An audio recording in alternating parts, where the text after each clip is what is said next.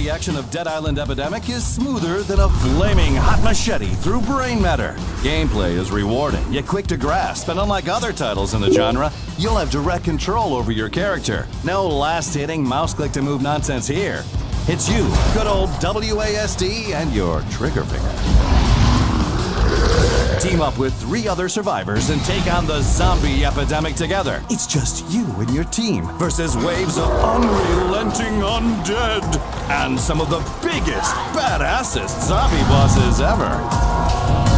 If you prefer your opponents to be of the undead variety, then take the fight to other players in the unique PvPvPvE 3-team 12-player scavenger mode, where strategy and teamwork are essential in defeating both other survivors and the shuffling horrors as you shoot, slash, boom, and bash your way to control of checkpoints, supplies, and loot.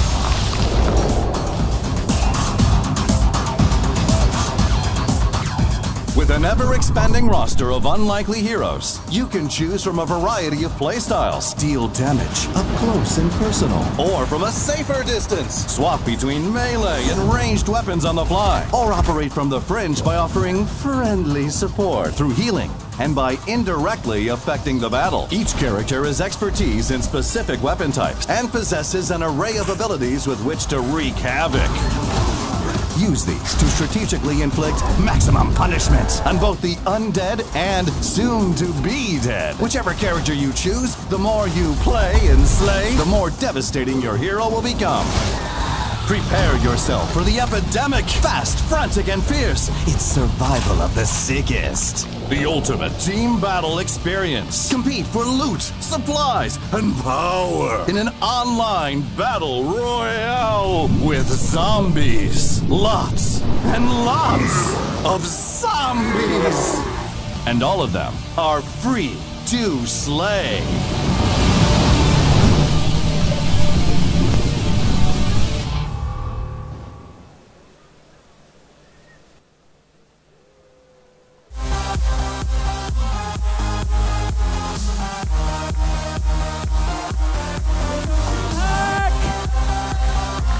You guys want some free stuff? Who wants some free stuff? I've got free stuff. Okay, who wants t-shirts? Here we go. Here we go. All right, cool. So I'm Pete Brawley. I'm from Deep Silver. I'm proud owner of this hideous shirt. And yeah, we just wanted to show you guys a little bit of Dead Island Epidemic today.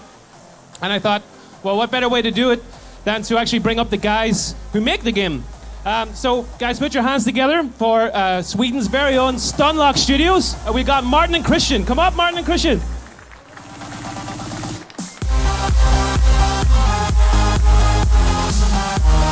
Hello, Dreamhack. Jag heter Martin och Christian. Och vi kommer som sagt från svenska spelutvecklarna Stunlock Studios som är belägna i Skövde.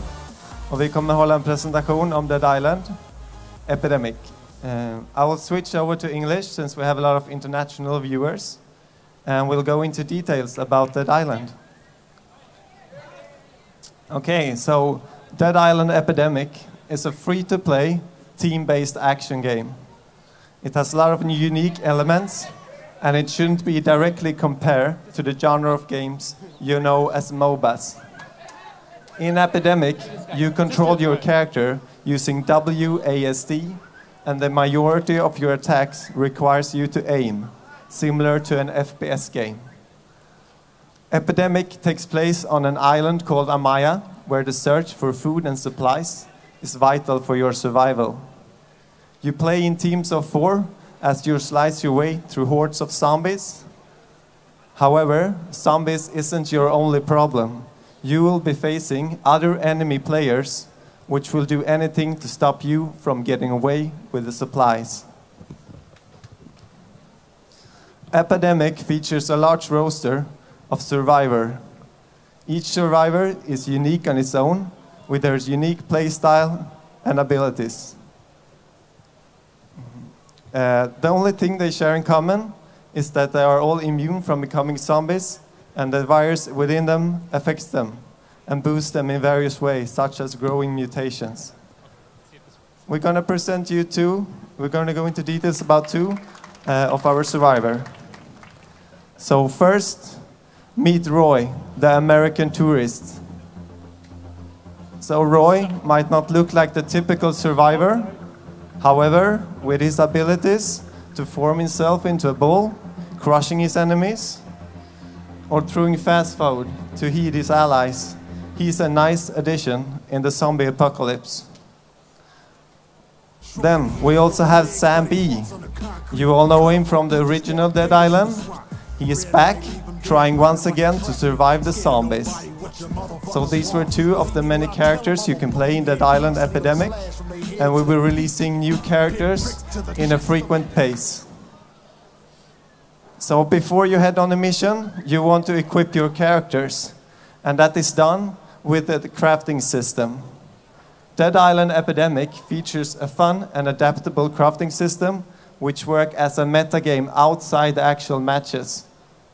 Here, you will be able to craft tons of cool weapons, such as burning chainsaw, electrified katanas, or stop signs, yeah, you name it. Once you have your weapon, you can also modify it by inserting what we call modifications. Modification will boost your weapon in various ways, granting it new unique abilities and perks. And this will allow you to take your favorite weapon to adapt it to your playstyle. So that's it about the outside gameplay. Chris is going to talk about the game modes and the actual gameplay. All right, guys. So in Dead Island Epidemic, we have two core game modes. One is PvE and one is PvP. We'll start with the PvE game mode that's called Crossroads. In Crossroads, you and your teammates will find yourselves visiting a traveling caravan that is called Crossroads. This caravan travels the island of Amaya. The caravan sits up in different locations every day, and the leader of the caravan will hand out missions that will award you with the supplies that you need. As you finish missions, the day will go on, and the last mission will take place during nighttime. In the night, the most dangerous of zombies will roam the land, and you will be hard-pressed to get as many supplies as possible out of the situation before the caravan needs to leave. Since Crossroads sets up in new locations each and every day, each playthrough will offer new challenges and unique experiences. You will rarely find yourselves visiting the exact same locations or doing the exact same things. Let's play a clip of Crossroads and take a look at it. All right. So in Crossroads, the Crossroads acts as a sort of gathering point for survivors and scavengers. And as such, it's rife with opportunities to gain supplies. Since Crossroads sets up at different places every day, we have tons of map variations, which also means that the layouts of the Crossroads themselves will be different from time to time. There's lots of varied environments as well, and these environments are randomized into different surroundings, which will mean that over several playthroughs, your surroundings will be familiar but not identical. And in these varied environments, there's also many missions that you can execute. So one of the missions could be to break into a fortified structure and get the supplies within. It could be to escort civilians who've been lost. It could be to capture supply points, which will generate supplies. Or it could be to kill a specific zombie, like the one glowing purple. In the night, the final mission will take place, and this means that you can encounter the massive zombies, who all have special abilities and unique mechanics, which we'll have to adapt to and overcome with teamwork in order to get those last final supplies. As soon as you finish your last mission, you will have to take those supplies and rush back to Crossroads and try to deliver them before the zombie horde overruns everyone and this caravan has to leave. And that's about it for Crossroads. Let's talk a bit about our PvP game mode, which is called Scavenger Hunt. In Scavenger Hunt, you will face not only one enemy team, but two. So in this 3-team game mode, the objective is to fill your truck with supplies. But there's a limited amount of supplies on the island of Amaya, and each team will have to get to the area which contains these supplies and compete for them. You get supplies either by capturing supply points, by killing zombies, or by stealing them from the enemy teams. You can steal supplies either by taking down a player who is carrying supplies, or once a team has gathered enough of them, steal them directly from their truck. It's all about cutthroat gameplay. You will form a temporary alliance with a team to take down a huge zombie or the leading team, only to backstab them minutes later. It's not necessarily about getting a huge lead, it's also about playing out the other two teams against each other. Okay, so let's take a look at a clip of Scavenger Hunt. Scavenger Hunt, there's 3 teams, but only 1 winner.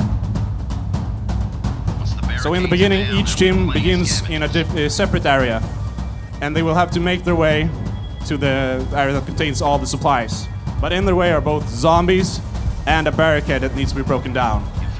Getting into the main area before the other teams will net you an advantage, as you can do things that the other teams can't react to.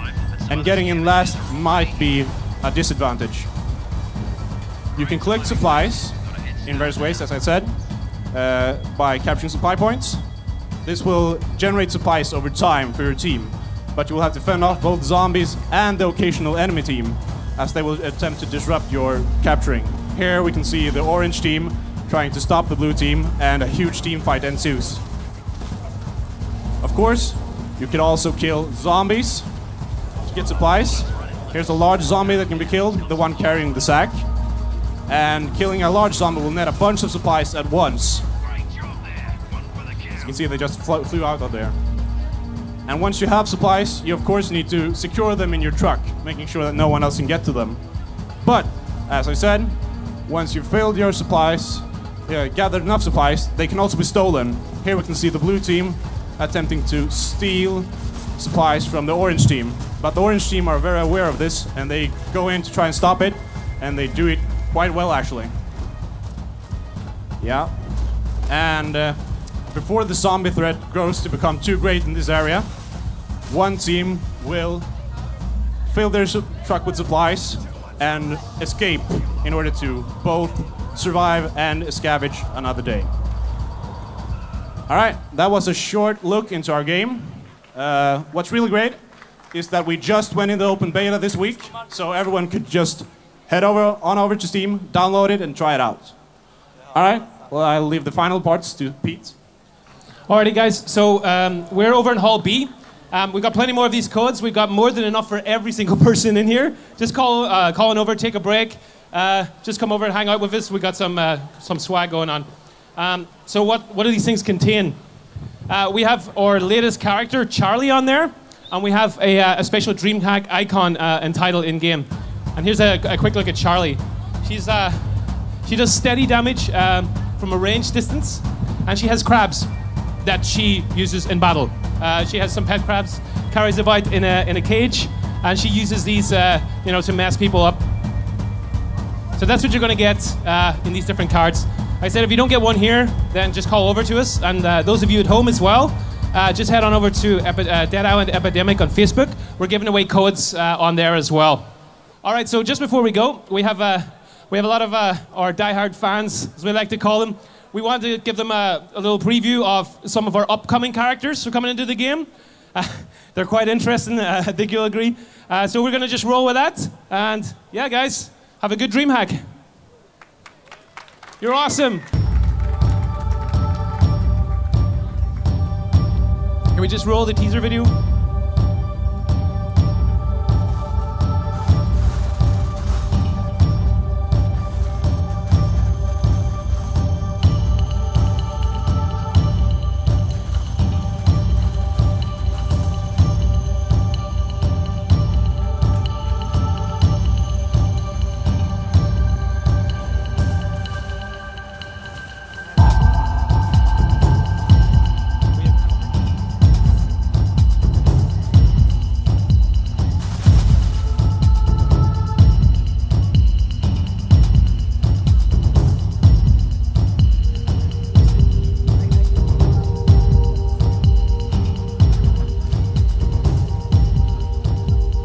Thank you.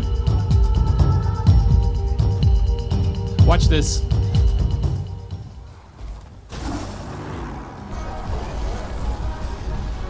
All right. Have a good Dreamhack.